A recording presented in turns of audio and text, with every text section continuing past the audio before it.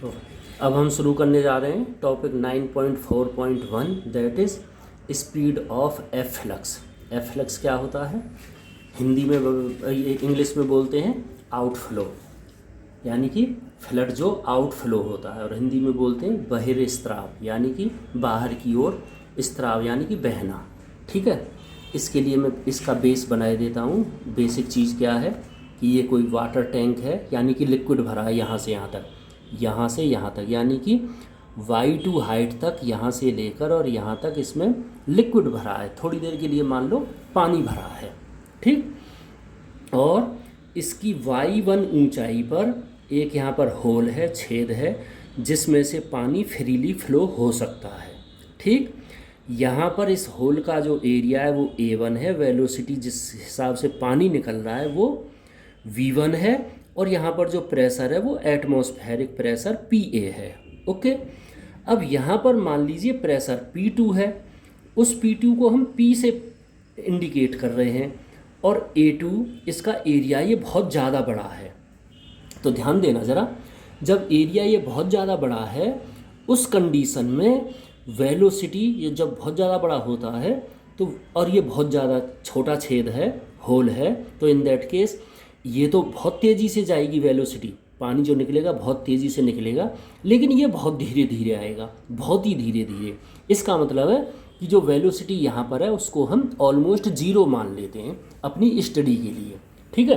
तो अब हम इस चीज़ को ध्यान में रखते हुए हम आगे बढ़ते हैं, ठीक। तो इसमें हम पढ़ेंगे टोरिसेलीज लॉ भी पढ़ेंगे। ये है टोरिसेलीज, ये TORRICELLIS, टोरिसेलीज लॉ, ठीक। तो this scientist told that speed of efflux from an open tank, ये खुला हुआ टैंक है, open tank is given as same for freely falling body. इसको हम जो यहाँ से जो पानी जो निकल रहा है, जो पानी फ्लो हो रहा है, उसे हम मान सकते हैं कि जैसे बॉडी फ्रीली एटमॉस्फेयर में फॉल कर रही हो, जैसे यहाँ से पत्थर फेंका हो ऐसे, ठीक है। तो ऐसे फ्रीली फॉल कर रही है, ठीक। नेक्स्ट, जो लिक्विड जो इसमें भरा हुआ है उसकी डेंसिटी मान लीजिए रॉ है, ठीक। और ये मैंने बता ही दिया कि प्रेशर जो है यहाँ पर हमने P2 को हमने P मान लिया है, इस हाइट पर वो एक होल है, ठीक। तो सेक्शन 9.3 में हमने एक इक्वेशन पढ़ी थी 3 पॉइंट के लिए, AP VP is equal to AR VR is equal to AQ VQ। ये आप पीछे चेक कर सकते हैं, ये हमने पढ़ा था। इसी को हम जनरलाइज करेंगे, ये किसके बराबर था? एरिया इंटू वेलोसिटी, जो कि कांस्टेंट थे, यानी कि ये बराबर इसके, ये बराबर इसके। 9.3 में आप चेक कर सकते हैं, ठीक। If area A2 is very much greater than A1, यानी कि इससे ये बहुत ज़्यादा है, उस कंडीशन में हम ये मान सकते हैं कि वेलोसिटी V2 जो है यहाँ पर वो ऑलमोस्ट इक्वल टू 0 है, यानी कि क्या बोल सकते हैं कि ये जो लिक्विड है वो रेस्ट में रहता है, ठीक। ये मैंने पहले बता दिया है। अब बर्नौली जो अभी हमने 9.4 सेक्शन में जो बर्नौली इक्वेशन पढ़ी है उसे अप्लाई कर दीजिए।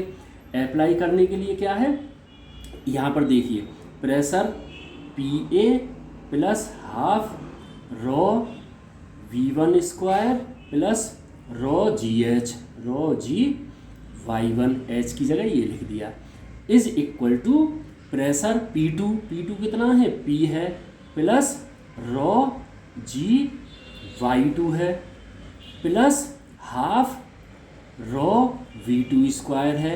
V2 क्योंकि बहुत कम है, ये 0 के बराबर माना है, तो इसलिए हम इसे हटा रहे हैं, ठीक है। अब इसकी सहायता से ये इक्वेशन 9.4 में है, ये आप देख सकते हैं पीछे बर्नौली की, ये टर्म हमने हटा दी। और इसे अगर हम सिंप्लीफाई करें और वेलोसिटी यहाँ पर हम निकालना चाहें तो V1 की वैल्यू आएगी half rho V1 square is equal to ये वाली टर्म मैंने यहाँ पर लिख ली है, it will be equal to P minus PA plus rho g और ये y2 माइनस y1, और ये किसके बराबर है? y2 माइनस y1 है h के बराबर। It means it is equal to h। ठीक, इसको जब हम सोल्व करते हैं तो v1 is equal to under root 2gh plus 2p minus pa upon rho. यह आसानी से आप निकाल सकते हैं। ठीक, अब now let container pressure is large. ये जो इसके अंदर का जो ये कंटेनर बंद है, इसका प्रेशर बहुत ही ज़्यादा है। और कितना ज़्यादा है कि ये इतना ज़्यादा है कि ये P बहुत बड़ा है PA से, ये हमने माना है, ये ध्यान रखना। ठीक है, if pressure P is very much larger than this one, then in that case हम इसे इग्नोर कर सकते हैं, इसको इग्नोर कर सकते हैं, इसको अगर इसको इग्नोर कर देंगे और GH को हम इग्नोर कर दें, अगर प्रेशर बहुत ज़्यादा है तो G और H को इग्नोर कर दिया और PA को इग्नोर कर दिया, तो उस कंडीशन में यानी कि इसका क्या मतलब हुआ, अगर आप इसे इधर लाएंगे तो ये जो है 0 हो जाएगा। या इसे ऐसे कर दीजिए, V1 is equal to under root, ये इग्नोर कर दिया तो 0 हो गया। ये बहुत ज़्यादा बड़ा है तो ये अकेला P रह गया, तो ये आ जाएगा 2P अपॉन रो। अब ये हमने निकाला क्यों है? ये जो इक्वेशन है, ये चीज़ रॉकेट प्रोपल्सन के लिए फिट बैठती है। So this equation is used in rocket propulsion. अब मैं एक बार और बता देता हूँ कि ये हमने क्यों किया है। ये हमने इसलिए किया है, रॉकेट का जो प्रोपल्सन होता है उसमें प्रेशर बहुत ही ज़्यादा होता है, और जो एटमॉस्फेयर का जो प्रेशर है उसे हम नेगलेक्ट कर देते हैं, और रॉकेट के लिए इस प्रेशर की इन कंडीशंस को देखते हुए इस GH को नेगलेक्ट कर देते हैं।